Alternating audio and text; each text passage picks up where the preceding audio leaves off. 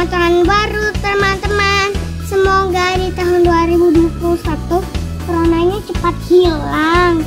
Kita bisa sekolah, bisa sekolah minggu di gereja lagi dan bisa berjalan-jalan lagi deh. Saya selalu teman-teman. God bless you. Tahun baru teman-teman. Semoga di tahun baru ini kita diberi kesehatan, kebahagiaan, dan kedamaian. Tuhan Yesus menyertai kita semua. God bless you. Halo teman-teman, selamat tahun baru. Harapanku di tahun 2021 ini adalah bisa bersekolah kembali dan beribadah bersama di gereja dan COVID-19 cepat berlalu. Ya teman-teman. Halo semuanya. Selamat tahun baru ya buat Cici Koko dan teman-teman semua. Semoga pandemi ini cepat berakhir dan kita bisa beribadah lagi bersama-sama dan bisa memuji Tuhan lagi ya teman-teman. God bless you, dadah. Tahun baru teman-teman, harapan aku di 2021 ini semoga COVID-19 ini berakhir dan bisa kembali bersama-sama dan bisa beribadah. Selamat tahun baru.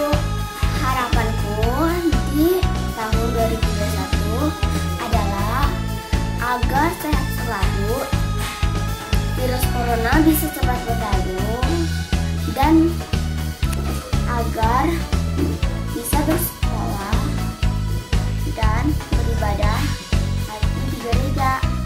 Dan teman-teman, Minggu semuanya. Nah, sebelum beribadah, mari kita berdoa dulu ya. Tuhan Yesus, terima kasih Tuhan atas berkat-Mu hari ini. Sekarang kami ingin mendengarkan live kids hari ini Tuhan. Tuhan tolong berkatilah Koko Cici yang menjelaskan firman Tuhan hari ini Tuhan. Tuhan tolong beri mereka kesehatan Tuhan, kekuatan Tuhan, agar mereka bisa melakukannya dengan baik Tuhan. Tuhan Yesus juga tolong Tuhan dengan kami, agar kami bisa mendengarkan firman-Mu dengan baik Tuhan. Terima kasih Tuhan, amin. Selamat hari Minggu, selamat tahun baru adik-adik. Luar biasa, kita sudah masuk di tahun 2021 ya. Dan 2020 sudah kita lewati dengan luar biasa. Kita bisa melihat kemurahan Tuhan, penyertaan Tuhan yang sempurna dalam kehidupan kita ya adik-adik. Dan kita mau nih tambah semangat, tambah sukacita di tahun yang baru ini. Karena kita yakin kita masuk di tahun ini karena kemurahan Tuhan, karena campur tangan Tuhan, dan Tuhan akan memberikan kekuatan kepada kita untuk bisa melewati tahun ini pastinya adik-adik ya. Dan mungkin adik-adik punya harapan-harapan di tahun 2021, bawa itu dalam doa, karena Tuhan pasti mendengar doa adik-adik, dan Tuhan pasti memberikan kekuatan dan jalan untuk adik-adik dapat mencapai harapan-harapan adik-adik di tahun ini. Pasti harapannya yang baik-baik ya, karena ibadah kita juga tadi udah dibuka oleh ucapan selamat tahun baru dan harapan-harapan dari teman-teman kalian. Kalian mungkin di rumah juga punya harapan masing-masing. Kita berdoa supaya tahun 2021 ini Tuhan sertai kita, Tuhan memberkati kita, dan kita bisa melewati dengan baik. Dan kita mau nih berkomitmen di tahun ini adik-adik, supaya kita tambah semangat, tambah sukacita beribadah kepada Tuhan, dan kita mau jadi terangnya Tuhan nih di dunia ini. Mau jadi terang, mau jadi terang, mau bersinar dalam gelap. Mau jadi terang, mau jadi terang, bersinar bagi Tuhan. Mau jadi terang, mau jadi terang, mau bersinar dalam gelap. Mau jadi terang, mau jadi terang,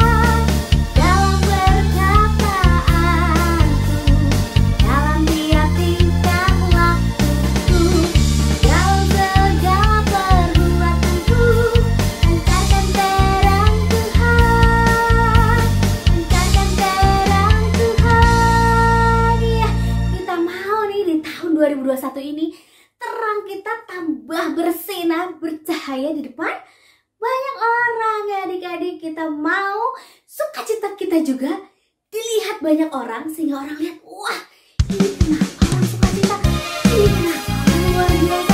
Karena ternyata ada siapa? Ada Tuhan Yesus yang memberikan sukacita dan kita menjadi sukacita yang penuh. Sukacitaku dalam Tuhan,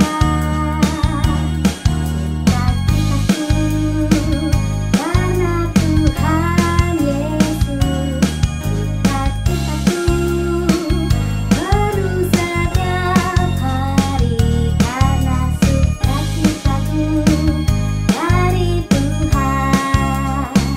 Bersukacitalah, bersukacitalah, bersukacitalah setiap hari. Bersukacitalah, bersukacitalah, bersukacitalah karena Tuhan Yesus. Iya, kita mau bersukacita adik-adik. Kita satu kali lagi ya. Sukacitaku dalam Tuhan,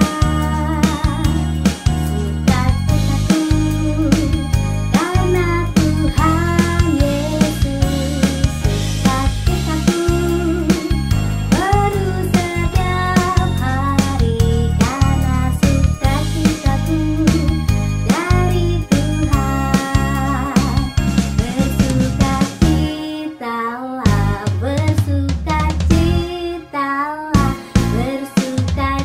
bersukacitalah setiap hari. Bersukacitalah, bersukacitalah, bersukacitalah karena siapa? Pintar. Bersukacitalah, bersukacitalah, bersukacitalah setiap hari. Bersukacitalah, bersukacitalah, bersukacitalah karena Tuhan Yesus. Bersukacitalah karena Tuhan Yesus. Kita mau bersukacita, dan sukacita itu karena Tuhan saja semata ya. Karena sukacita dari dunia itu kadang semua adik-adik, kadang cuman di awalnya aja mungkin sukacita, tapi kadang mendatangkan kekecewaan kalau dari dunia. Makanya biarlah sukacita kita asalnya dari Tuhan Yesus saja ya adik-adik. Nah, kita mau dengerin firman Tuhan nih sekarang. Kita siapkan hati kita, siapkan telinga kita, siapkan mata kita, siapkan pikiran kita, dan siapkan juga Alkitabnya adik-adik. Kita fokus mendengarkan firman Tuhan, dan biarlah hati kita lembut, lihat untuk dikerjakan sesuai dengan keinginan Tuhan, sesuai mau. Bagaikan bejana siap dibentuk, demikian hidupku di tanganmu. Dengan urapan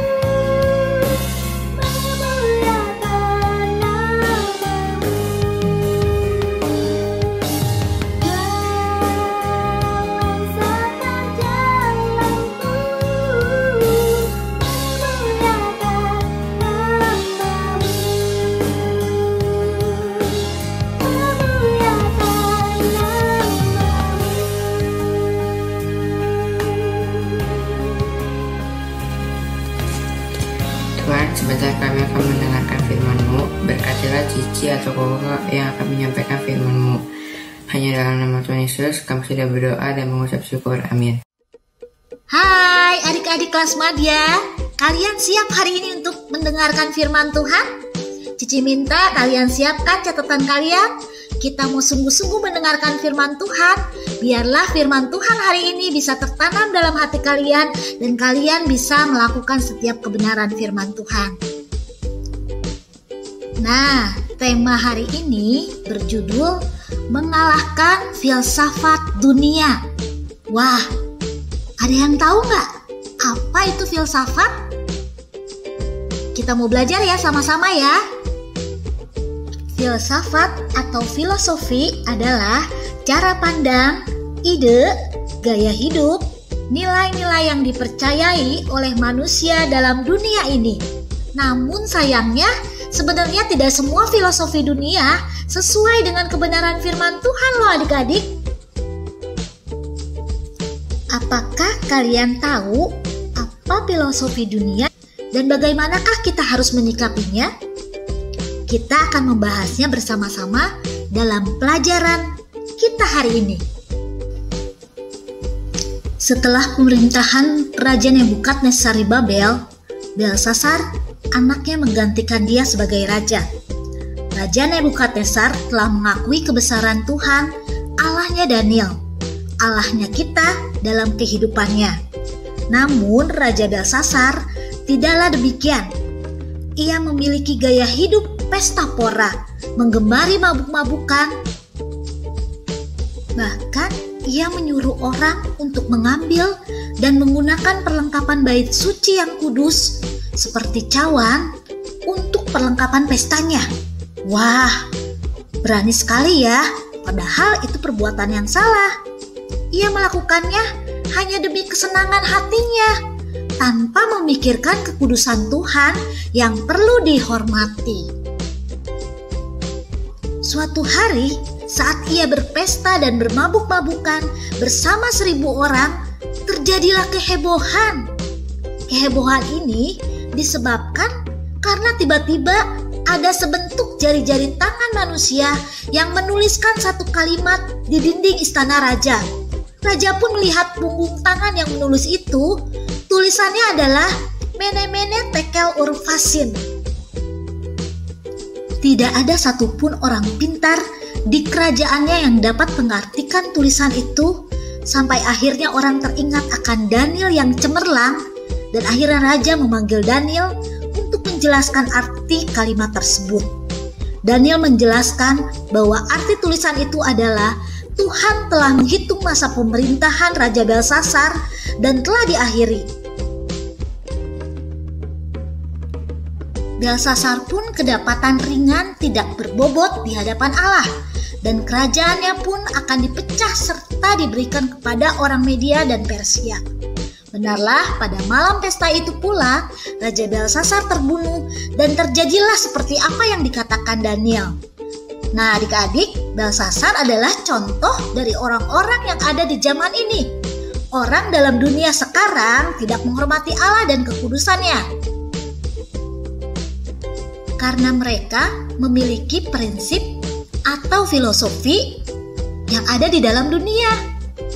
Kira-kira apa aja ya prinsip dan filosofi yang ada di dalam dunia? Yang pertama, hedonisme. Filosofi yang menyatakan bahwa hidup adalah untuk menikmati dan bersenang-senang. Adalah wajib hukumnya untuk menyenangkan diri sendiri. Inilah hal yang tepat dilakukan Raja Belsasar dalam pesta-pesta yang diadakannya. Memang tidaklah sepenuhnya salah untuk menyenangkan diri sendiri, namun dalam melakukannya, manusia tidak boleh melupakan penciptanya.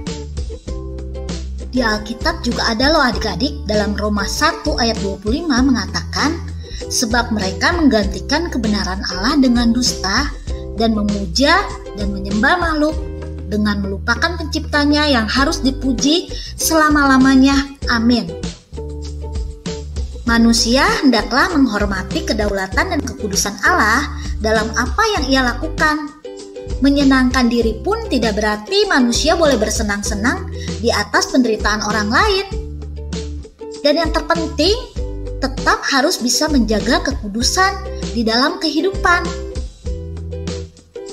Contoh yang mungkin kalian bisa lihat di dalam kehidupan kalian sehari-hari, misalnya ada orang yang merokok. Dia bersenang-senang, memuaskan keinginannya, namun asap rokoknya bisa merugikan orang lain.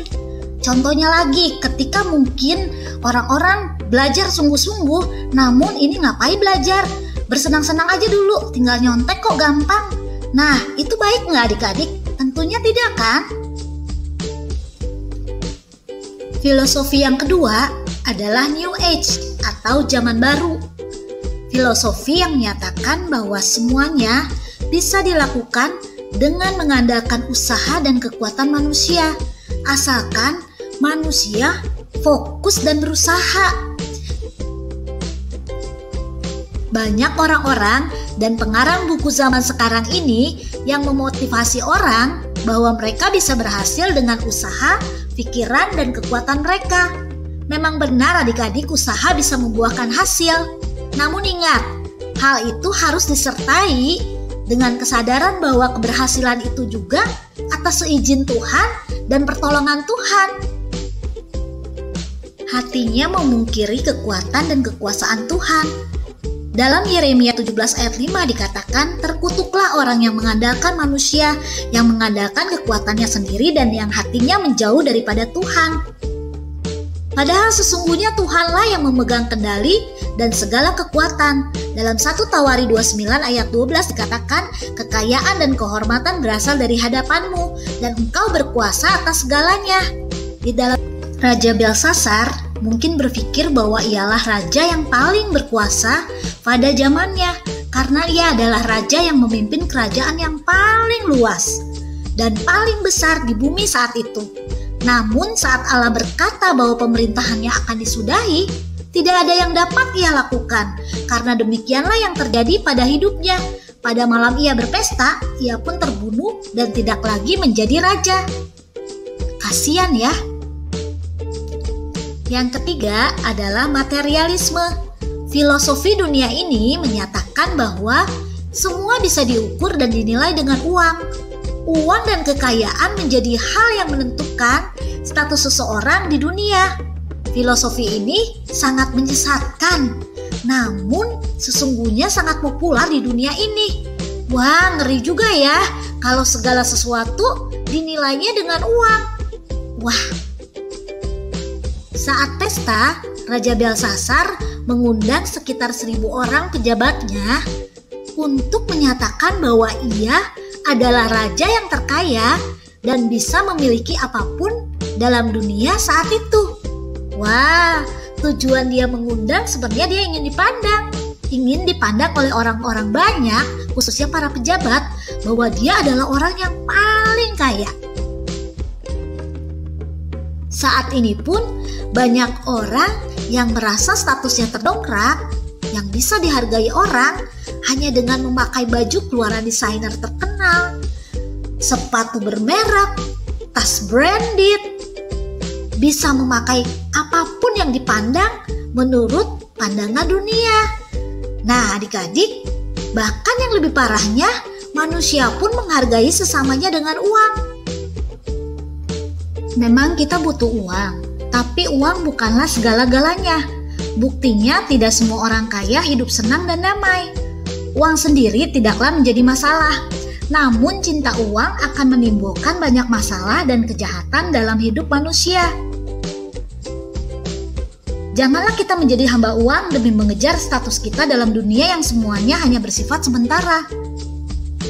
Jadi apa yang harus kita lakukan untuk menangkal filosofi dunia yang sesat itu? Seperti yang dikatakan Allah pada Belsasar, yang pertama, hari-hari pemerintahanmu telah dihitung. Belajarlah menghitung hari dengan bijaksana adik-adik. Artinya pergunakan hari-hari kehidupanmu dengan bijaksana, jangan hidup sembarangan. Jangan mengabdikan kehidupan kita untuk menjalankan filosofi dunia, tetapi dengan melakukan kebenaran firman Tuhan. Yang kedua, tuanku ditimbang dengan neraca dan didapati terlalu ringan. Maksudnya, miliki hidup yang berbobot atau berkualitas. Contohnya, kamu bisa rajin belajar, berempati dan ringan tangan dengan sesama, menjadi solusi bagi teman-temanmu. Allah memberi kehendak bebas bagi kita untuk melakukan segala hal dalam hidup kita. Hendaklah kita jangan memilih untuk hidup bagi kesenangan sendiri. Yang ketiga, kerajaanku dipecah dan diberikan pada orang Media Persia. Maksudnya, Allah tahu yang terbaik bagi kita. Apa yang Allah lakukan mungkin tidak seperti yang kita pikirkan. Belsasar tidak pernah berpikir bahwa kerajaannya akan berakhir saat ia mengadakan pesta bagi para pejabatnya. Namun itulah yang terjadi tepat seperti apa yang dikatakan Tuhan. Belajarlah menaruh pikiran dan perasaan Kristus dalam pikiran dan perasaan kita. Nah, adik-adik, dalam setiap hal yang akan kita lakukan, mari pikirkan apa yang Yesus rasakan dan pikirkan.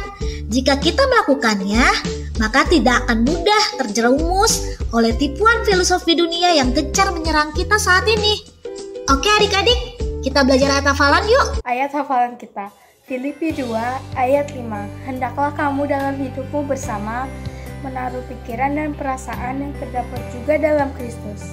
Kita ulangi sekali lagi ya. Filipi 2 ayat 5. Hendaklah kamu dalam hidupmu bersama menaruh pikiran dan perasaan yang terdapat juga dalam Kristus. Kita hafalkan dan lakukan ya teman-teman.